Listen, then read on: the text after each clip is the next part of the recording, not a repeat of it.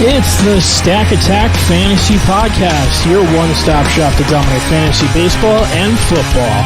Come get some.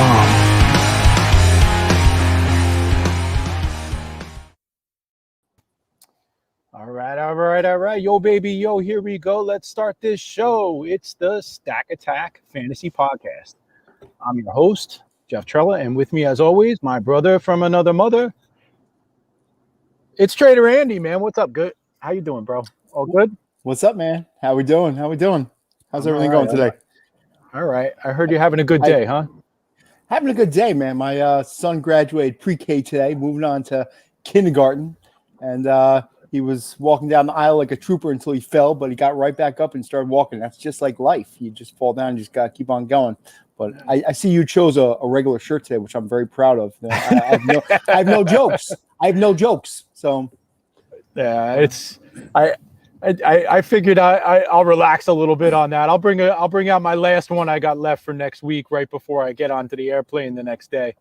But Trevor's not home today, so I couldn't set up in his studio. So we're going with my my outdoor studio, trying my new laptop out that my beautiful amazing wife bought for me. So trying to avoid the dial-up. If we start turning into max headroom, then I'm gonna run into the house. So if you guys see me start running in the house, it's because the internet's lagging on the Wi-Fi. So we'll make that happen. Up in the other corner, which I'm not even gonna try to point anymore. Oh, that worked. Look at that. It worked. It's the man, the myth, the legend, the Greek god of mock drafting. It's Mr. Nick Mimi, man. What's going on today, brother? Not much. Beautiful day out here in Jersey for once. Mr. 1000.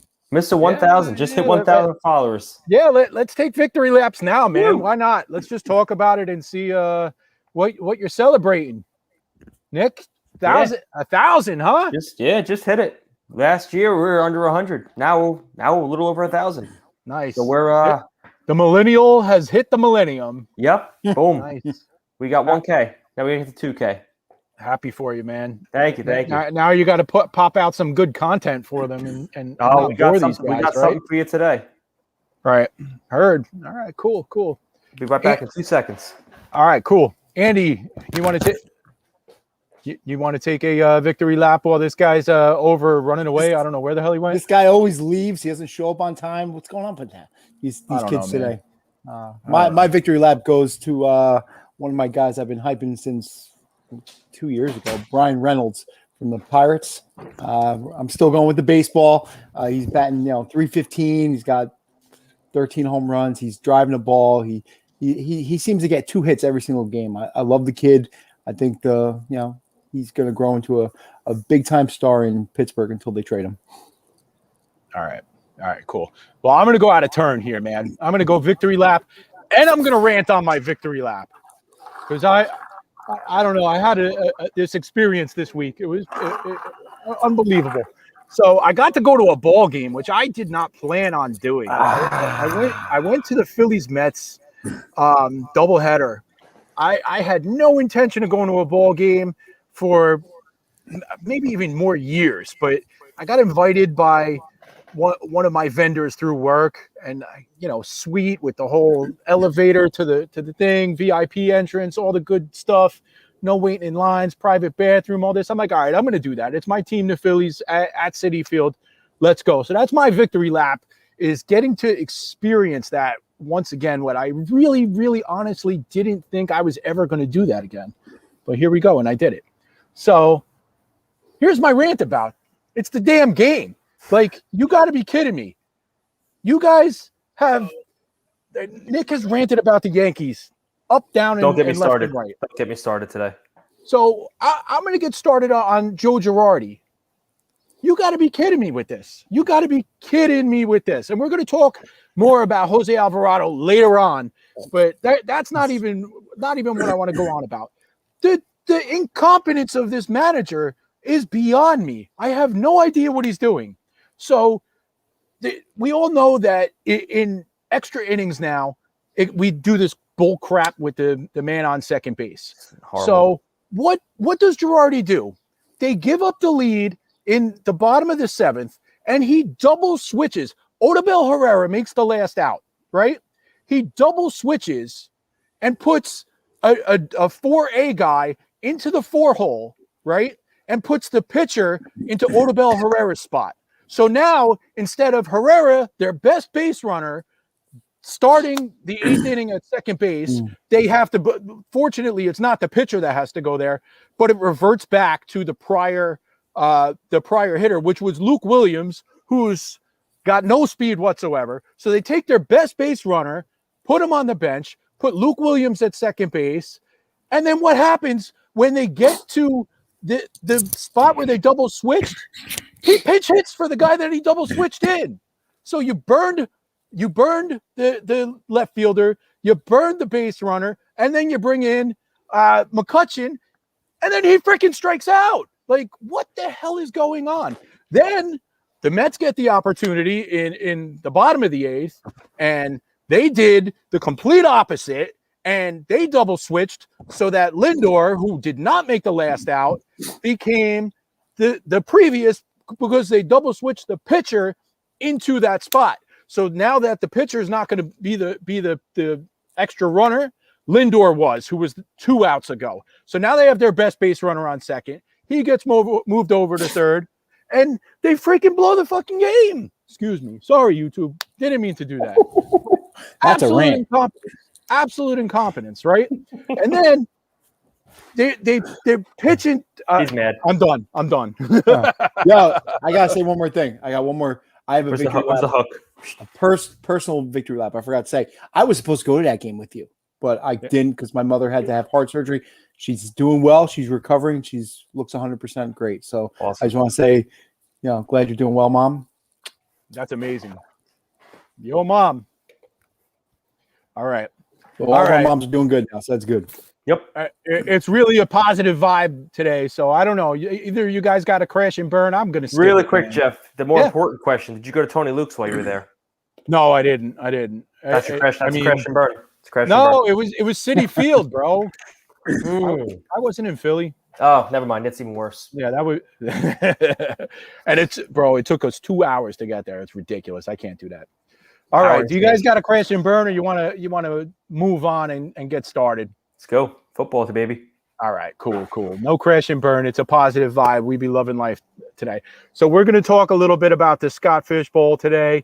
Mr. Nick spent the good part of his day putting together the ADP mock. This is not us putting together team building, but this is just straight by ADP where these players are going. And we're going to take a look at it. Let me see if I can bring it up on the screen right now.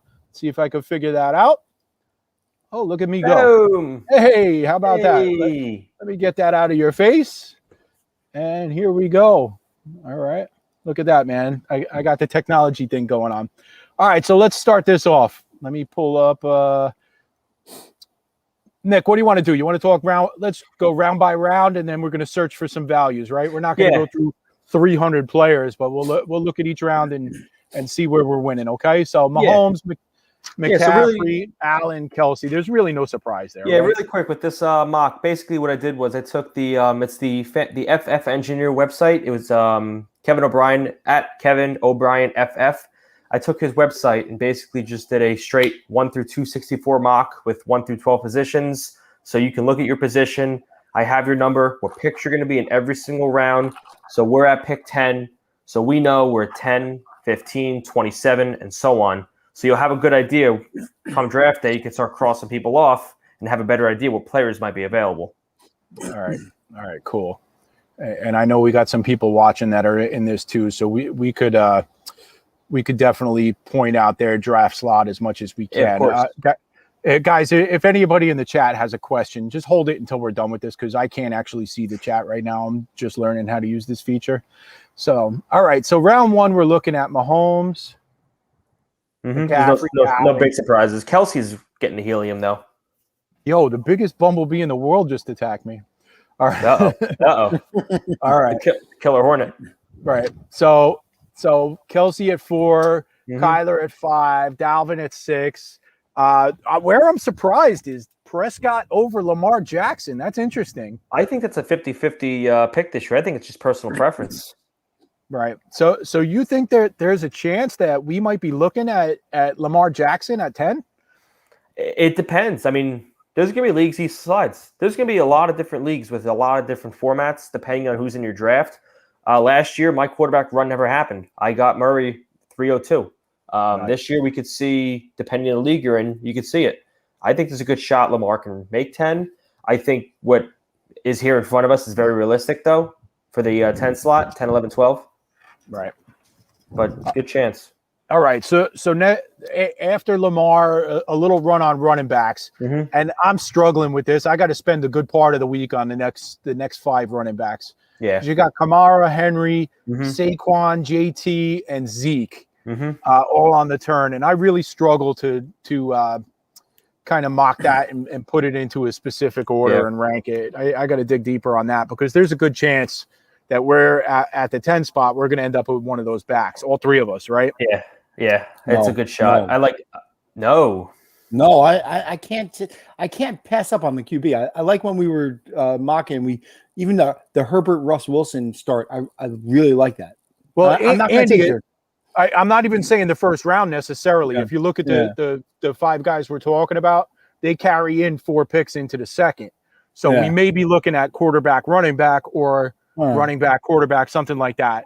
I love the quarterback hookup, but if you look at this, like I draw a hard line myself quarterback wise at Russell Wilson. I'm not going after that in the second round. Yeah. If he's not there, round 1 or round 2 for me, I'm not reaching.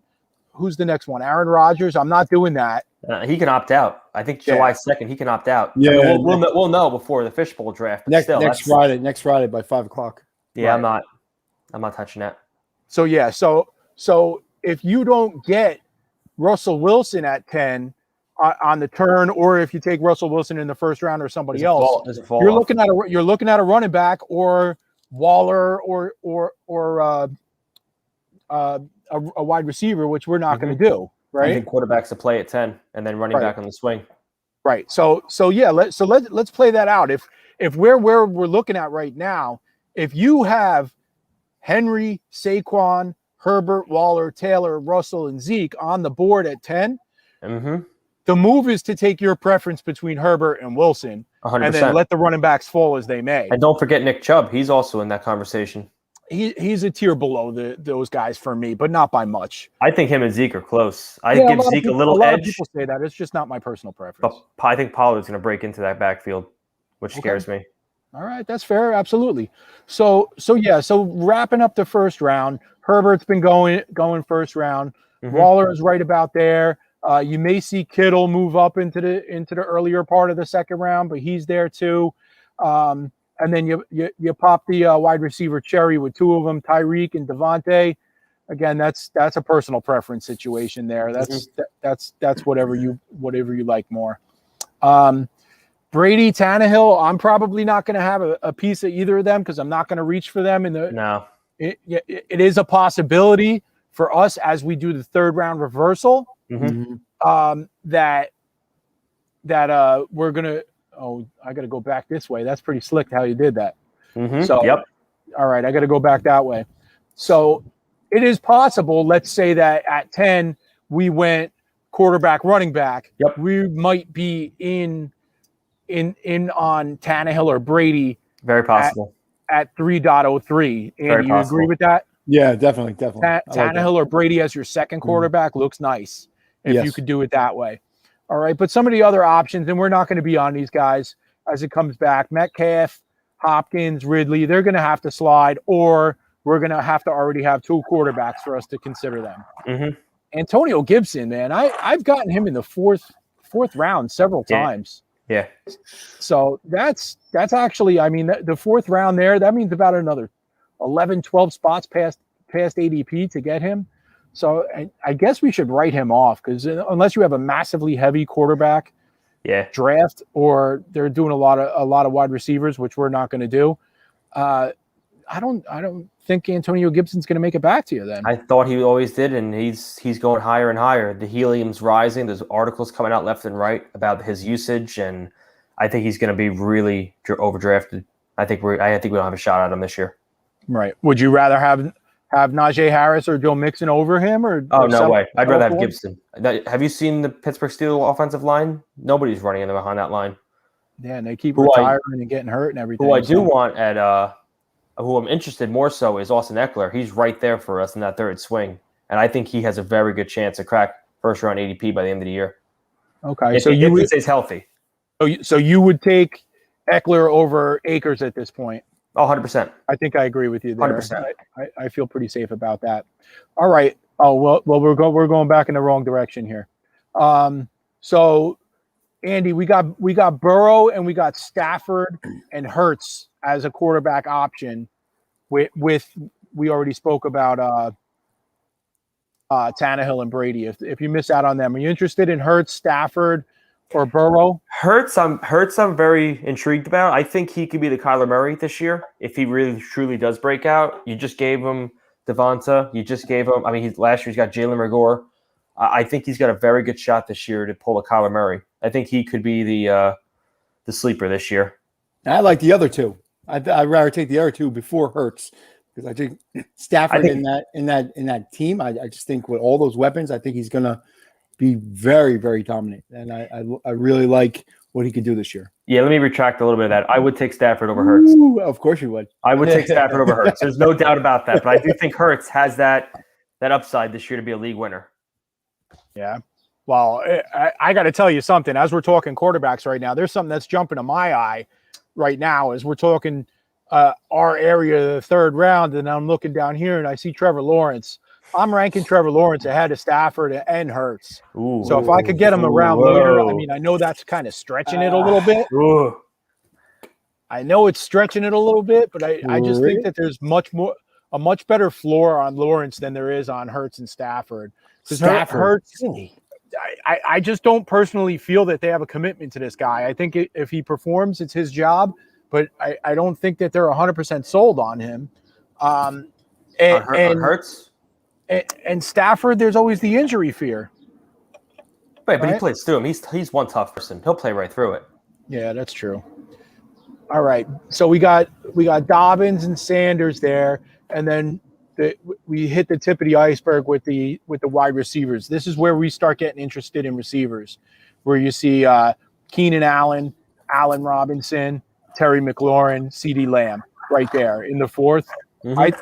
Or we're in the fifth now. That's the fourth. I could easily see all of us having one of those receivers on our team. That would make sense. I think I had Terry last year in Fishbowl, and he did an amazing job for me. I do think CeeDee Lamb, though, this year is going to be a 1,000-yard receiver. Yeah, I agree with that.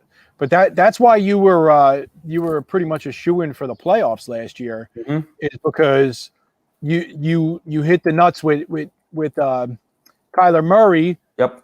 And then David Montgomery was a beast down the stretch. Oh, he had the easiest schedule. He crushed it. Right. And you got Terry McLaurin as your wide receiver 2, I think. I stole him. Even wide receiver 3. I stole him. He was late, too. Right. I think you had Lockett was my one. Your early one. Yep. All right. I've seen Chris Godwin go as late as the 5th round, and I kind of like that.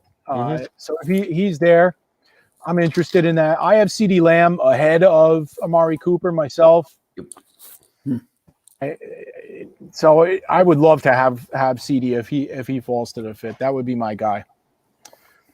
Anyone else jumping out here round 6? We're looking at Cooper, Gaskin, Tua, Carr. I'm not interested in Carson Wentz.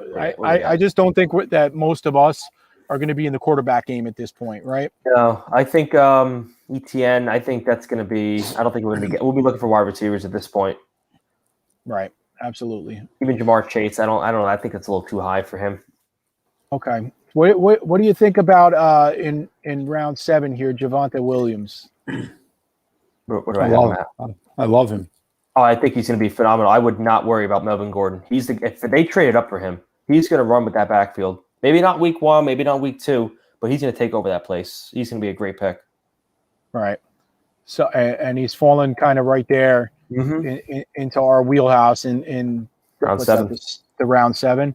Round 7. So if you have 2 quarterbacks, you could potentially be adding Javonte Williams as your third running back. That would be beautiful. It's a steal. Right. I love that. All right. Stop me if you see anybody else in this round that really jumps out to you. I'm not playing the Deshaun Watson roulette game. I don't think I'm doing the James Robinson roulette game, not in the fishbowl. I'll definitely have some shares. Same with Chase Edmonds. It still worries me a little bit there. Right. All right. So now round 8 is when we start looking at some values, and you might see some players starting to fall here. Noah Fant, that wouldn't be bad to have as your tight end 1 right around this spot. Couple of decent receivers. Would you feel okay?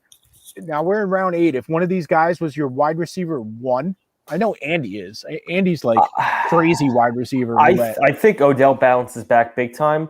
Cortland Sutton, if Rodgers were to be traded to Denver, he becomes a top 10 wide receiver. Okay. I also want to make a comment with Trey Sermon. I think he's this year's Cam Akers. I think he starts very slow. People get impatient on him, drop him, and then mid to late season, he goes crazy, and that has the same Cam Akers effect. So a round 8 investment is worth it to you? I think so, but you might have to be patient with him, which in the fishbowl is 50-50. Yeah, once Ruben gets hurt, he just moves right in. Mm-hmm. Right. Not bad. Well, I mean, what you can do is kind of reverse handcuff it too, and take whatever San Francisco running back you think it is the guy that's going to slide another 3 or 4 rounds before he's selected, and handcuff them together, and then you got Sermon on a reverse handcuff for when he pops off, right? Yep. Not bad, not bad. I know Andy's got his eye on Claypool. I wouldn't be surprised to see Claypool as Andy's wide receiver 1. I don't care. Yeah. Let's go.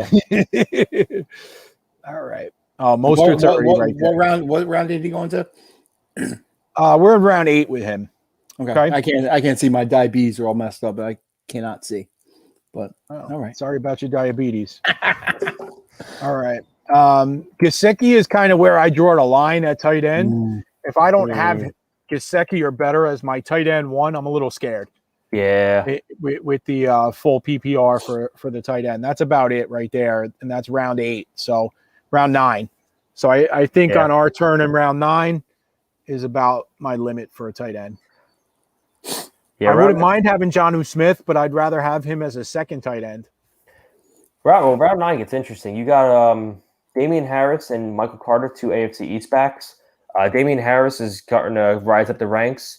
And if you watched Flight 2021, the Jets behind-the-scenes off-season stuff, Mike LaFleur consistently was saying, we're going to run the rock. We're going to pound the ball. They just signed Morgan Moses, and this Jets team's going to run. So Michael Carter is, I think, a good pick here. He is drinking the Kool-Aid. I have drank the Kool-Aid. When they're losing 40-0, they will not be running, but right, we'll see. And Zach Wilson's going this round, too. So we're starting to lose out almost on the end of the starting quarterback tier here. Right. Okay, look at this. This is pretty interesting right here. Fournette and Jones going back-to-back at the 9-10 turn. Mm-hmm. I wonder if that's going to be something that somebody does at the 9-10 turn where they take both of them. That's not bad. You'll get the Tampa Bay backfield there. Yeah. I wouldn't hate on that too much. No. All right, this is really interesting. This is great value on Sam Darnold, if you ask me. Round 10. I mean, in some of these generators that I've been playing with, I've seen Darnold go as high as the 4th round. I've even taken him as high as the 4th round. In a super flex, you got to make something happen. And if there's a cliff, man, I mean, round 10, that's beautiful. But you can't tell the future. You don't know that somebody like that's going to be there. So you can't guarantee anything. All right. Anybody else jumps off on you, let me know, man. Curtis Samuel. I think he's going to be a great pick there as like a wide receiver 3. Okay. I kind of like Jarvis Landry just as much, just because there's such a floor. This is probably your 3rd wide receiver, like you said. Mm-hmm. And there's such a solid floor on Landry. I mean, this is the guy that, after 3 years, he held the record for most receptions to start a career. And, second was Odell Beckham, actually, his teammate. But there's such a floor there. Laviska and Samuel, I think, are a little bit more swing for the fence plays, with Landry being the safe pick. David Johnson, I want nothing to do with that dude. No. People. Just cross him off then, man. This guy's dead. All right. Here's Andy's little tight end move here. We're in round 12 now. Mm-hmm. Irv Smith, Tyler Higbee. What do you think about these guys? Let me tell you, Higbee is going to be the sleeper this year. I think with Stafford, I think he's going to be great. I think he's going to be amazing. They're going to hook up. He loves his tight end. He's got lots of weapons. Higbee's going to be severely undervalued right now. So, all right. Yeah, what it stands out to me this round for round 11 is AJ Dillon.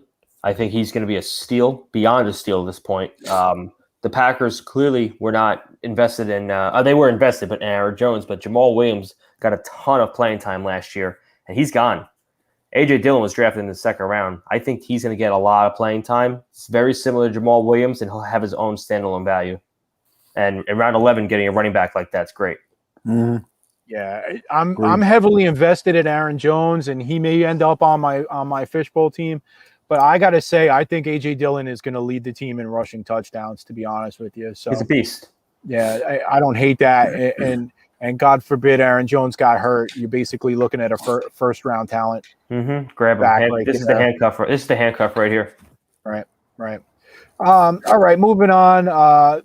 Kenyon Drake kind of jumps off the page to me a little bit. Obviously, in this scenario, I wouldn't mind him as like my fourth running back, maybe even fifth.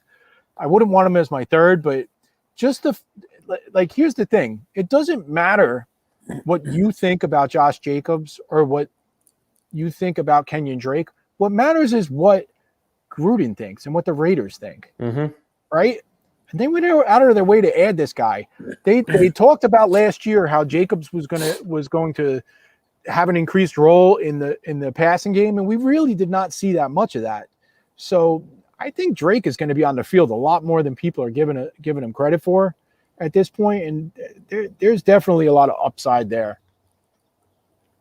Nick, 100%. I know Gus Edwards is one of your guys. I was just gonna break down. There's two picks in this round that I love. I think Gus Edwards is gonna have. He is a zero running back target. He is great value. He is going to be playing left and right in that offense. Round 12 is a steal. There's no way he falls this far. I think he's gone by 10. But if he slips to 11 and 12, this is a must take. Between him, you got Tony Pollard sitting there. Pollard's gonna have his own standalone value, and then more Kool-Aid, Elijah Moore. I think mid to late season he breaks out. I think that's a very nice stash pick right there. But I think Gus Edwards and Tony Pollard right here stand out big time.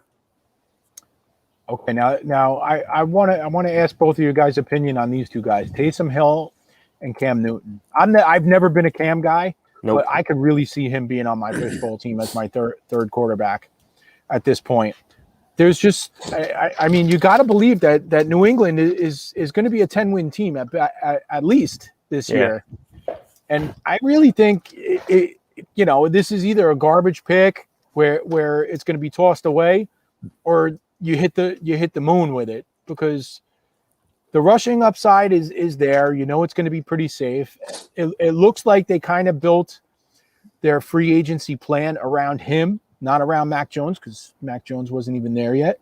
So I think the upside there is kind of ridiculous. And Taysom Hill, I'm a big fan of his. This is a shoot for the moon pick if you take it here, because he may be a complete zero.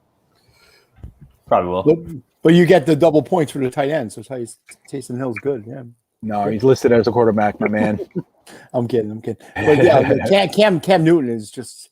They were showing clips of him in training camp. He's the most inaccurate passer I've ever seen, and the Patriots didn't waste a first-round pick on a quarterback to not use him. I think Mac Jones can be there. But at the same time, Belichick is so shrewd. He might just intentionally lose games so that he could build around Mac Jones going into next year. Who knows? But a little known fact, you just called him inaccurate. Did you know that Cam Newton, deep passes. He led the NFL in deep pass accuracy last year. I heard that. But then they went out and got rid of all their wide receivers and just picked up a whole bunch of tight ends. So who knows, man? I'm nowhere near as smart as Belichick. So you can't predict what they're going to do. Yeah, of course. Nick, anybody else jumping out that you want to touch on here? Which for round 12? We're in round 13. Round 13. Where's my area? Is J.D. McKissick. He had Okay. 80 receptions last year. 80 receptions sitting in round 13 here with an ADP of 150. That's a hammer home right there. That is a perfect flex in the Scott Fish Bowl. And if you're getting him around 13, that's a steal. I'm going to play devil's advocate with you here. I'm going to say, what if they just didn't think Antonio Gibson had the developed skills in pass protection to be on the field in passing downs that often, and now he has that skill to be. Remember, there was no preseason last year. Yep. There was no training camp, so this guy was limited in his preseason snap count. So, what are the chances if Antonio Gibson takes almost 50% of those receptions? Is J.D. McKissic is he a bust here? Or I mean, round 12, I wouldn't call him a bust, but that would make Antonio Gibson a first or second round pick, which I think may just happen. That's very possible. And then if you don't like the McKissic pick, you got Jamal Williams a few picks later. I think the Lions this staff did not draft DeAndre Swift.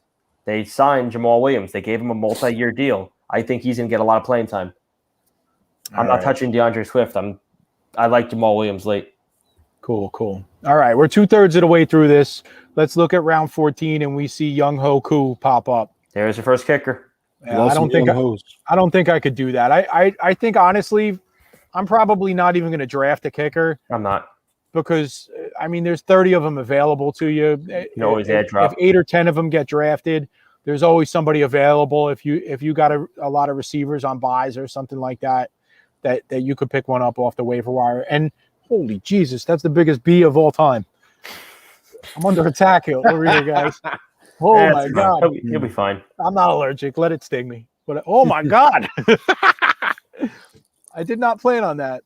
All right, so let's move on. We're not taking a kicker early. I'd rather just pick one up off the waiver wire. It fluctuates from year to year who's actually good. I mean, Koo has a good deep foot. Jason Sanders has the accuracy. Like the chance of those being the top 2 kickers again this year. Tucker's always consistent. 50 yarders. Yeah, the chance of the same ones repeating year over year is pretty slim. All right, now we're getting into some backup tight ends. I would definitely don't want to starter. I think if Ertz gets traded, I think he's a top tight end already. Yeah, I think they just don't like him in Philly. They like Dallas Goedert, and I think Ertz needs to get traded. Well, he's got a week to get traded to the Colts in order to be a tight end one, at least drafted as a tight end one in the Scott Fish Bowl, and I don't see that happening. So no, someone's going to get value. All right, so here we go, turning it around. We're looking at a couple of young receivers. Jeffrey Wilson there, and another quarterback. How about Jimmy Garoppolo there? Yeah, it's crazy. Too much bust potential if he gets benched. I think he's going to start right away, but that's not his job long term. Right. Same thing with Drew Lock there. So this is people at this point, round 15. People are taking a third quarterback. These aren't second quarterbacks at this point. All right. Terrace Marshall's a guy I really like. I think he's going to be one of those guys, like you mentioned with Trey Sermon, that if you draft him and you sit on it and you wait later on in the year, you're gonna get paid off. I think this guy is got a world of talent, and he's going to develop with Sammy and be a stud later on. Bridgewater's kind of a home run hit right there. Yep. Nick, stop me. Anybody else jumps out on you? I got a couple here. Jamison Crowder is a very, very solid pick here. He was very nice last year, point-wise. I do not like Perrine there for the Bengals. I think Chris Evans is going to be that number 2 back long-term. I think this is a wasted pick. That's just my opinion. And then Amon-Ra St. Brown for the Lions. I think he has a very nice start to the season, and he's going to be a little helium ride. Yeah, I think I view him. It didn't work out for Michael Pittman last year the way I wanted it to, but St. Brown is the guy that I look at that's going to have a role almost day one. Yep, that he's starting day one. Make an immediate impact. He's not going to be a superstar, unlikely. No. But I think you could see upwards of 85 to 100 targets on the year, with it actually starting from week 1. So there's some nice upside as a wide receiver 5 right there. I agree with you on that. It's him and Brashad Perriman. Nice. So he's gonna get his touches. All right, and Brashad Perriman's right there. How about Philip Lindsay right here? We're in Ooh, I love him. round I 17. like that. Love I him. like that. Definitely, Yeah. that's a great value right there. There's some good values in this round. Man, that's my favorite value so far, just like you guys. Njoku, there's some talent there. Paris Campbell, I think he burned us enough. Yep. Didn't he? It was like a millie maker or something. We had a he got hurt on the first play last year. First play, Like that, and we finished in like we were like needed 10 more points to take down whatever GPP it was. Like we would have been rich friends. Paris Campbell's like the Byron Buxton of football. Oh, I love Paris Campbell, and he burns me all the time. I just can't get enough. How about Brian Edwards here, man? What do you guys think? not bad. Not bad. Yeah, sophomore receiver. I like him quite a bit there. I got. Ramondre Stevenson, a lot of upside in round 19. I was going to jump back to 17 real quick. The two that stand out to me are Chuba Howard for Carolina. We all saw what happened with Mike Davis when CMC went down. He was a top-tier running back. And also, to jump onto that, we also have Baby Gronk, Pat Freiermuth for Pittsburgh. I think that kid's going to be a stud. Baby Gronk, he's just got to compete with Ebron. Yeah, I think this is going to be one of those situations where I'm going to keep him to my dynasty teams more than Scott Fishbowl. I just, tight ends as rookies just usually are slow to come around. We don't expect that from Pitts, but I'm going to hold that for my dynasty team. We already went through there. Ramondre Stevenson is a possibility. Seeing a lot of kickers here. AJ Green. They're saying he's going to be the Randy Moss. Did you see that, Nick? Yeah, He's I gonna saw have a that. Randy Moss. I did see that. You can keep that. Nothing really jumping off. This is a bunch of. Jordan Love there. That's not a bad jump at 20 to have a third quarterback that might have a starting job from day one. Not bad. All right. Anyone as we close this up? We are done. Whoa. Jump out at you, Nick. I got a couple here. I got round 21. One of my favorite picks is Javian Hawkins, ADP 244. I think he's going to be the RB2 in Atlanta, and I think he has a chance to make an impact. And then outside of that, where was he? Oh, wait, don't forget Todd Gurley. Yep. That's another one you can take a flyer on. And I like Amari Rodgers for Green Bay if Aaron Rodgers decides to play, but we shall see. That is a wrap. And Tim Patrick is actually, I'm sorry, two more. Tim Patrick did me very well last year. And if Deshaun Watson was playing, Nico Collins would be a very nice play. And if he doesn't, you got Davis Mills, round 22 starting quarterback maybe. All right, cool. All right. Anything else on football before we transition over to the national pastime? Nothing yet. We're going to be working all week. We're going to be pumping out stuff all week. And then our show next Sunday is the big one right before the eve, right before the big day. Yep, July 4th. There's going to be some fireworks. I'm going to have some fireworks here. We're going to have a lot of people over. All right. Oh, really? Uh-huh. No fireworks in my town, man. They said that they're sweeping the neighborhoods. And I don't know if I'm making that 7:30 start. I don't know if I'm making that 7:30 start. We're going to have like 15, 20 people over here. We can push it back a little bit. Nick is going to be late again. I might be. We have a lot of people over. We'll talk about the start time. We'll check with Pigbird over there, see what time works for him. We'll work around his schedule, all right? All right, Andy, you're on the clock, man. Let's talk some MLB. Anybody get injured this week? I'm sure somebody did. Well, I was going to use my crash and burn, but I decided I'll just fall right into the DL injury spot. So my boy, Byron Buxton, came back, hit a bomb. 2 days later, breaks his hand again. Like, the guy has the most unlucky situations ever. He's not injury prone. He just gets these weird injuries that happen to him all the time. And I'm going to stay with him until I die. All right. I don't think that's true. Injury prone doesn't really exist, but I've been hit in the hand with a 90-mile-an-hour fastball, and my bones didn't break. Like some All right. people are just brittle, and that's So what he's it comes down Mr. to. Glass. He's Mr. Glass. Like what? Right, exactly. Like if something goes wrong with him, if he moves a muscle in an incorrect way, if he hits a bone in an incorrect way, he gets an injury. It doesn't happen to everybody like that. It does happen to him. That's injury prone. It's not a freak accident because players get hit in the hand with pitches all the time. And this guy is just brittle and he fell apart. So, and somebody offered me him in a trade today and I didn't even acknowledge it. I'm like, get the hell out of here with that. Well, the funny thing about that is I actually accepted a deal to take him in my 20-team Scorchy Dynasty League, and 2 days later he gets hurt. So moving on, Mike Soroka. He re-injured a complete tear of his Achilles walking to the clubhouse. So be careful where you walk and how you walk and do everything. But I love the kid, but he's out for the year, so just move on. Another couple guys, Michael Fulmer. He hurt his neck, 4 wins, 6 saves, doing a little bit of everything for you with a 4 ERA. You can find someone to replace him. Justin Upton got hurt. As soon as I got him on my team, he gets hurt again. Hurts his back, and he should be out 10 days or so. My boy, but that brings me to a point. My guy Taylor Ward, bro, this guy's good, and he's getting the bulk of the playing time with Upton out. He was already playing almost every day, and in an emergency situation the other day, he got a game at catcher. So if you're in a league. He's not an emergency. Wasn't an emergency.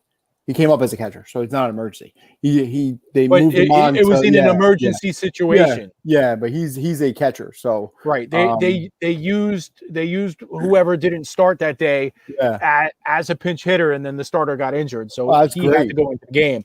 So he is now eligible in some leagues as a catcher. And I think he's batting about 250, 7-8 home runs. That's not bad, especially since he's playing every day now. So that's a positive with the Upton situation. Definitely. All right. And the other guy is Dilson Lamet. Last night started losing a lot of velocity on his fastball real quick. It wound up that he has an issue with his forearm, which I thought he was going to get Tommy John surgery in the offseason, but they kind of just tried to nurse him through it. But I think overall, he's just going to go down. So, right. Lamet is somebody that we were very high on last year, but we were very high on him because there was only 60 games, and we knew that we might get lucky and he might be able to string together 10 or 12 starts before he gets injured. And what happened? He got hurt at the end of the year. We were spot on with that. I don't think any of us drafted him in any spots this year across like 50 teams. I don't think I have one share. And this is a player that I love. I love his stuff. So if you're on Team Stack Attack, you probably aren't hurt by this. You probably expected it, and you're probably hoping that Mackenzie Gore is the beneficiary in a couple of weeks from it, right? Definitely. Do you want to jump into the waiver wire now? Yeah, let's talk some waiver wire, man. You guys know I write a weekly article for NFBC waiver wire for Fantasy Six Pack. That article's up right now. You can check that out. We'll talk about a couple of those players. One of my favorite guys that is available this week widely across a lot of leagues, especially if you're in a 12-team league, he's pretty much available everywhere, is Nick's guy, Akil Baddoo, man. He's back. He's back. You're loving it, huh? Did you hold onto the shares you had of him? Mm-hmm. I did. And he's, I think, available in my TGFBI waiver tonight. I got to double check that, but I think he's available. Oh, we got a hour and a half until that. So that's my question. How much am I putting on him? It depends on your need. I mean, are you just trying to fill a bench spot, or are you? I need a pitcher. Are you hurting for stolen bases? Because he doesn't do anything exciting. He just does everything okay, pretty good. I need a pitcher. Yeah, so he may not. He's kind of a guy that you're going to take if you're filling an injury and you're not really looking for anything specific. There's better power options. There's better speed options. But he's somebody I wouldn't mind having on my team and be able to put him in and out as you need on your bench. 0 shares, huh? 0 shares. All right. Yep. He's 22 years old, never played above A ball. He's a Rule 5 guy. The whole year will be peaks and valleys, the roller coaster ride of Akil Baddoo. I'm not in it. I want to get someone that's safe, someone that's going to produce right away on the top of the line like Tony Kemp. That's probably my favorite guy that was on your list. I love him. He does everything well. He was a career 300 plus hitter in the minor leagues. He can pop a little stuff out. He can steal some bases. Bats really well. Gets on base. He's top of the line. He's going to get runs scored. That is the guy. All right. Yeah, I have Kemp in my 30 team league where I'm he's basically my second baseman because Nick Madrigal's dead. So we're basically looking at I don't think he does too much exciting or anything like that.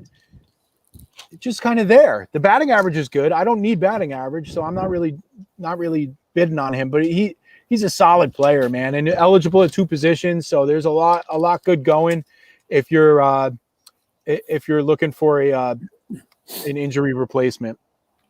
How about Abraham Turo? What do you think about him for the next 3 weeks? Yeah, he's a top prospect for the Astros. He has some good power. He can play at third base and maybe another position or so, maybe first base, but he can provide a little pop in the next 3 weeks while Bregman recovers. Cool. All right, Andy, I got to step away for a second. I'll be right back, okay? So why don't you give these guys your a little taste of your throwback, talk about any minor leaguers you want to be. I'll be right back in a minute, okay? All right, sounds good. I can teach a little something to Nick. But my throwback this week, obviously, we talked about last week, and you know all about him. But I was just looking through the stats, and it was just absolutely amazing what this guy did in the first year coming up. But Albert Pujols, 2001, won Rookie of the Year, was fourth in the MVP voting, had 37 home runs, 130 RBIs, bat over 300, monster. No one really comes up and does that. I mean, it's just an amazing year. And the crazy thing about Albert Pujols is that he was a career 300 hitter for his entire career, but he hasn't batted 300 in the last 11 years. Believe that? That's absolutely crazy. In the last 11 years, he's batted 299 or less, and he just fell below 300. It's insane. Well, and monster. Yeah, and speaking of monsters, I'm going to talk about the guy you love, Garrett Mitchell, with the Brewers. Mm-hmm. He's his first year in pro ball. He's dominating. Do you know that he's type 1 diabetes guy, and that's why a lot of teams passed on him because he's playing at such a high level with type 1 diabetes, and a lot of teams saw that as a red flag and passed on. He lasted to pick 20. He has more walks and strikeouts, which is great, and he's just getting on base at like a 500 clip and stealing bases and hitting home runs. And if he could make consistent contact, he's going to be a really middle of the order type guy. So, all right, I was just talking about my throwback, Jeff, which was Pujols. I was talking about his 2001 season, which was unreal. Awesome. And he just fell below 300. Cool. Because the last 11 years he batted under 300. It's crazy. Oh man, he just fell below. He's got to be stressed out about that. He's at 297 now. He'll never catch it again. All right. So, well, I just found my crash and burn. Basically, dude, if you're going to do a live stream off your laptop and sit on your deck and enjoy the weather, you got to plug the damn thing in, man. My laptop was just down to 2% and it was about to turn off and cancel our broadcast just like little Andrew wanted to cancel us. That's why I had to run away. but we're still kicking. I got a extension cord. It's pretty ridiculous out here right now. It's crazy. My wife and son and father-in-law went down to Atlantic City today after the graduation in Chuck E. Cheese to spend the night in the boardwalk, go on the rides and everything. And the crazy thing about that is I helped them out to the car, and my wife made me carry a bag that it wouldn't pass through the airport security. Like I would have to check it because it was so heavy. I was like, you're going away for less than 24 hours and this bag is at least 60 pounds. So I'm just happy. I thought you were going to say it was filled with like hashish or something like that. No. I'm going to a work conference in August for 6 days in Orlando, and I'm bringing a carry-on bag. That's it. That's all I need for 6 days. Yeah. I'm going to Jamaica in 5 days, and I ain't packing a damn thing. My wife's doing it because I'm not allowed to dress myself. So we've shown what happens when I try that. So the second, definitely. The second minor leaguer I want to talk about real quick is a guy who's going to actually be able to come up this year and help your team. You know, you're looking in the August to September area. You're looking at where someone's going to come up, be able to pop a little power and speed into your lineup in the middle of the lineup, in the middle of the infield at second base. Jahmani Jones from the Orioles. He was let me write that down. Jahmani Jones, top. He was with the Angels, and then he got picked up by the Orioles. And the Orioles stink, so he's going to get plenty of opportunity. Wait a minute, you didn't say that last week. What? No, I just said they were hot last week. I just said they still stink. So he's a guy that you're going to look at the end of the year that can definitely help your team to a championship. All right, nice. All right, let's go back to the waiver wire because the next guy on my list is your guy before we get to some pitchers. Let's talk about your boy Keston Hiura, man. Yeah, he's back. I actually gave him the nick. I'm kind of falling on the bomb here with you on this guy. He just has too much swing and miss, and it's a drag on the average. And to impact your average, it sucks. So Nick, that's your boy. Carry on. All right. So Andy, I'm going to ask you a question here. Okay. I have a league. It's a standard 5x5 league. It does have a bench, and I'm in 4th place. 4 teams get paid. This is my highest buy-in of all my leagues, right? Mm-hmm. And I'm in dead last in stolen bases, and I'm in 4th place. So I'm like 13 points out of first place, but I get 1 point in stolen bases. I'm really good in batting average. Is Keston Hiura somebody that I should be adding because he is available? There's no stolen bases to be had. None. Is this guy going to get 8 stolen bases the rest of the year if he plays? 5. 5. So what does he really bring to the table? We know there's no batting average. Is this just somebody that you are hoping for a 30 home run threshold? No, when he first came up, he batted like high 300s. He was hitting bombs. He had a great first half of the season. But as we see in the majors, obviously people do well in the beginning, and then the pitchers react on that, and he has to make adjustments. That's what's going to happen. So, all right, I'm just not going to bid on him. I actually picked him up when he got called up the first time. Desperation. And then I cut him like 2 weeks later, and now he's back again. And I don't think I could. I don't think there's a point in me doing. I think it's a $1,500 fab league, and I got $500 left, so I can afford to burn it. But I don't know. I'm not doing it. I just on principle. All right, let's talk about a couple of pitchers here. I got one that I have to backtrack on a little bit because I laughed at you for picking him up in our home league. And that's Joe Ross. Have you seen what this guy's done lately? What have you done for me lately? Yeah, he has three bad starts in the past 12 starts, but the other 9 starts have been really good. Like he's good strikeouts. He's doing very well. Dude, the last 4 starts, 173 ERA, 0.83 whip, 26 strikeouts, 26 innings, 4 wins. What more do you want? The Nats are red hot. Like, this is the guy, man. This I really think, and I wrote it in my article, I think this might be the one pitcher that has a chance to be close to an all-star level the rest of the season that's available on waiver wires right now. So if you're desperate for some starting pitching, if you need wins and strikeouts, this is a guy you got to hit hard right now because you could get him for only a couple bucks, and the sky's the limit. Do you disagree with me on that?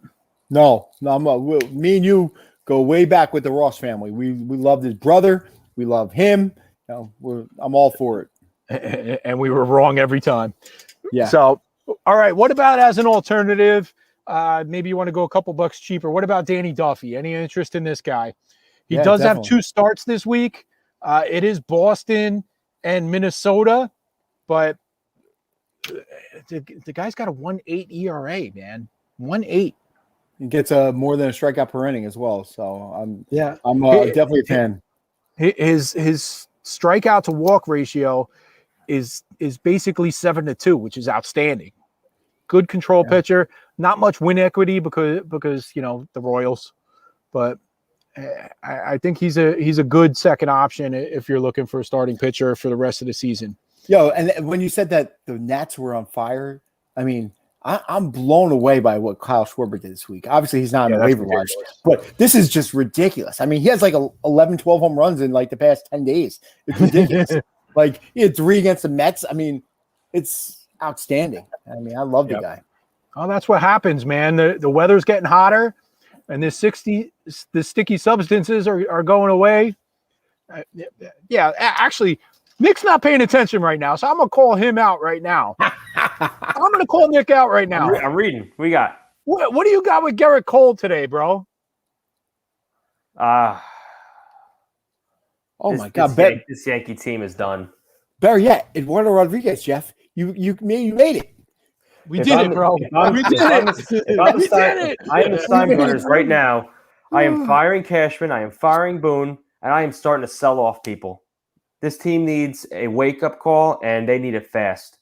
And they're talking. Cashman's already making phone calls about upgrading the team. This team is dead in the water.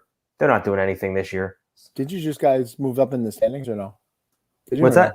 We're in fourth place. Up in fourth? No, we're in fourth place. Yeah, I would trade Sanchez right now. Hell, I would even trade Voit.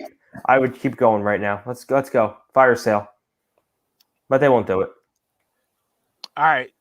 There's not much saves on the market this week, but let's talk about a couple of options that I am buying at a really low spot and just praying on. You mentioned Michael Fulmer is out. I don't know if people noticed this.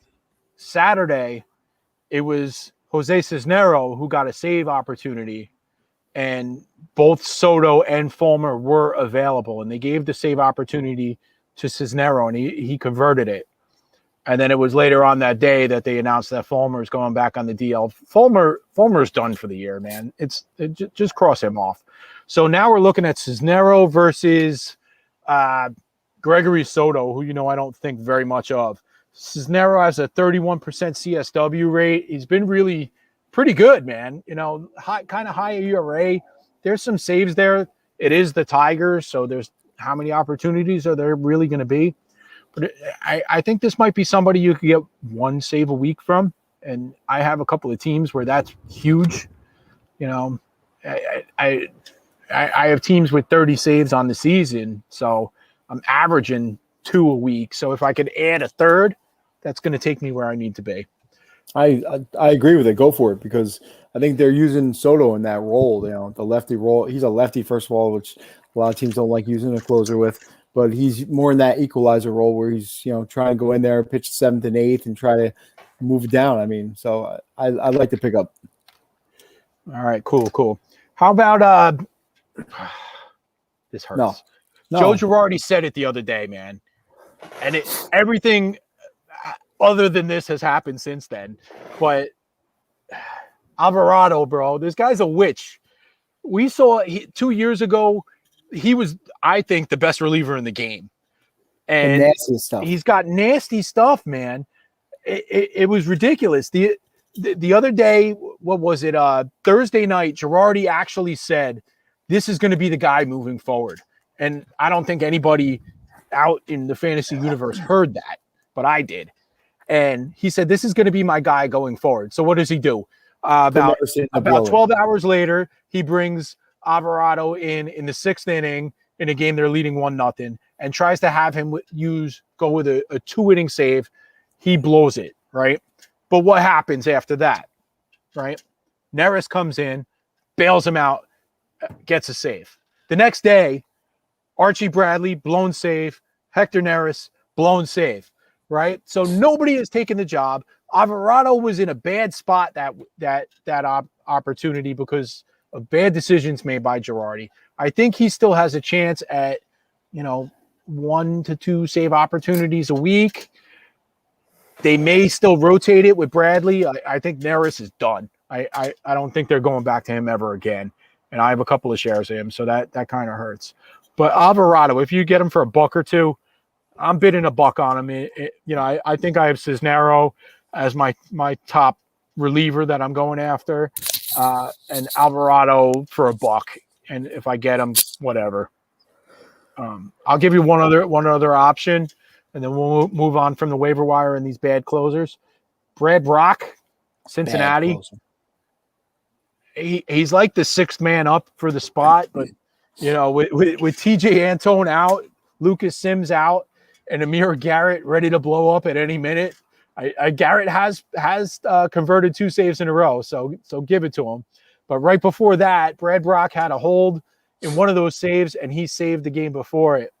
38.3 CSW rate. The guy's been damn good, man. You got a league that you're desperate, pick him up for $1. Cross your fingers, pray to the fantasy gods that Amir Garrett does Amir Garrett things, right? Brock is a Central Jersey guy too, so we got to root for him. Yeah, definitely. Yeah. Anything else baseball you want to talk about, Andy? Well, Jeff, what would you recommend for waiver wire? Zach Thompson, percentage-wise, a fob. Oh, Zach Thompson. That's another guy I was going to talk about. Looks pretty nasty. He's on fire. 11 strikeouts yesterday. He's only given up 4 earned runs in June. 25 strikeouts, 18 innings, a 38 CSW rate this month. He's on fire, man. I don't think this is real, but if you need strikeouts and you're looking for somebody to hold down your ratios, I think you could drop a good 15% at least on this if he's available. Are you talking TGFBI? No, I'm talking a different league. Yeah, so you're talking a 12-team league? Yeah, 12-team league. Don't go that much. He's more of a 10% guy in a 12-team league. No, is it? I think it's a 12.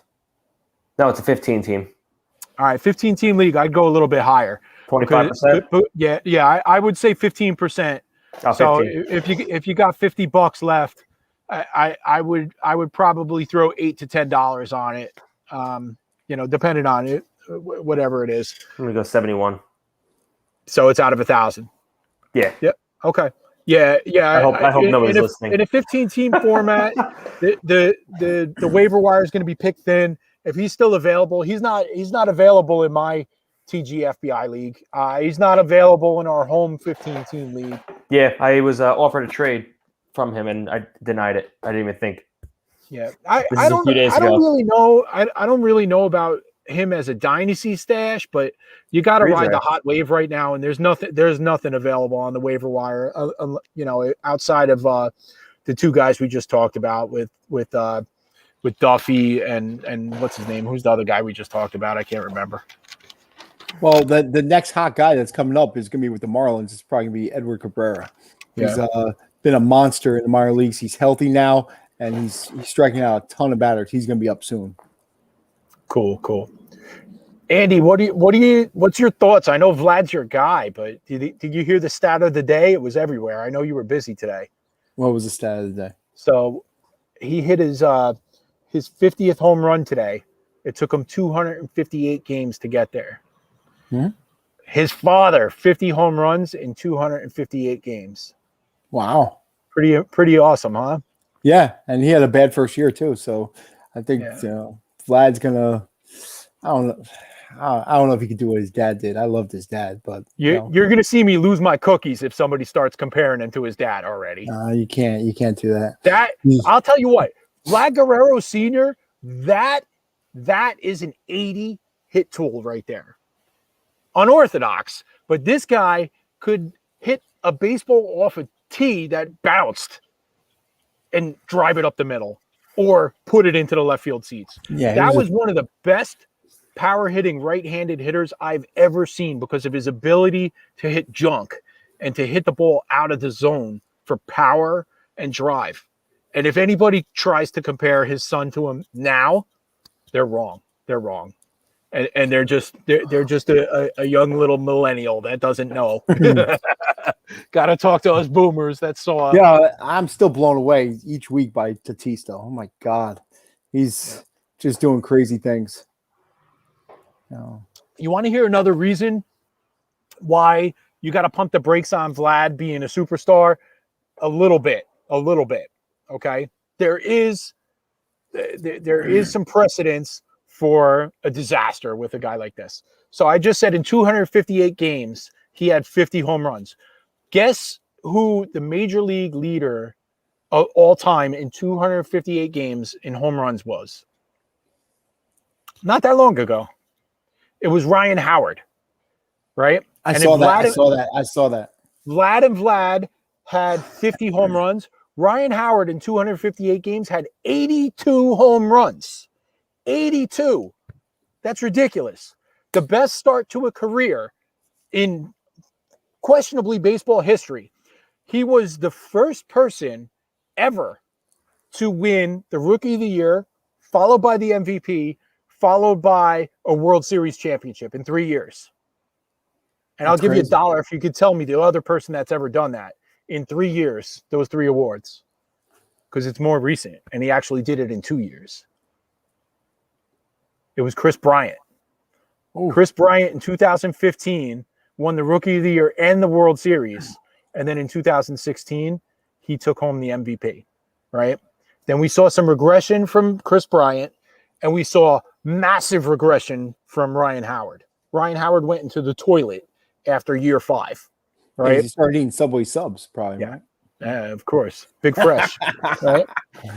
Yeah, the one crazy thing I saw, like the one stat I was kind of blown away by. Obviously, Ohtani hit another home run today. The guy's a machine. He's a monster. Going to go in Colorado and win the home run derby.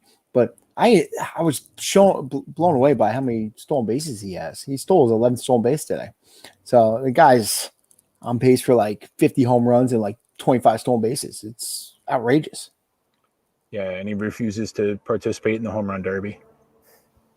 What a bummer. What'd you say? Said he said he was going to refuse to participate in the home run derby this year. Oh, I thought he was playing in it. No. Vlad? No, I was talking about Ohtani. I was talking about Oh, Ohtani. Ohtani's in. My bad. Yeah, I was talking about Ohtani. Oh, yeah. Ohtani's in, but Vlad said no. Yeah. So, you know why? Because it hurts your swing. It really does. I'm good. I'm glad he doesn't. These guys do swing for the fence. Yeah, but David That's Wright. all they do. David Wright didn't hit a home run after the home run derby for like 2 months. That's because David Wright had Byron Buxton's genes. All right, guys. Anything else about baseball or football you want to talk about before we get the hell out of here? That's it. Nope. No? Absolutely nothing for you. All right. We good. I guess that's it, Andy. Nothing intelligent? No, I'm good. Anything stupid to say? No, just saying happy birthday to my brother-in-law, Mikey, who watches the show every week. I just want to say what's up. Yeah, I miss him in the chat, man. He might be. He's usually alive in the chat. Yeah. So, all right, cool. All right, guys, thanks for everything. Next week, we'll be back on Sunday once again, celebrating the 4th of July with a couple of adult beverages and some fireworks. Time TBD. We're going to check with Pig Bird and Nick and see what time works for them. And that'll be the day before the Scott Fish Bowl and the day before my vacation. So we're looking forward to that show. We're going to make that happen. He's at and Mimi, the man of 1,000 follows. This is AMAC22NJ, and I'm at JTrello20. Trevor, you're not here today, but I appreciate all that you do for us. Take us out of here, my man. Peace. See you later, guys. Peace.